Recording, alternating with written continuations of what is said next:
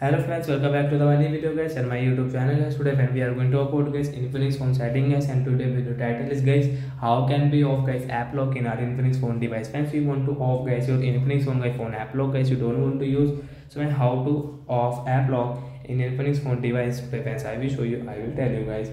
So when first of all guys we will on guys our phone setting, and guys we will search here guys app lock to off. So guys we will search here guys app lock.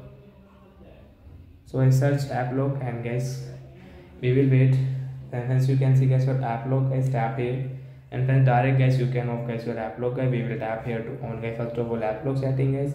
So friends, you can see guys your Applock settings. So guys we will off from here, we will tap here to turn off. Friends, you can see turn off option, here we want to off. So guys you can see after of guys Applock guys, if we use any app, so guys you can see we don't have any pattern guys, direct guys we can use, and guys we can on guys our app without this app lock. So like that guys we can off guys Infinix phone app lock settings. So bye guys.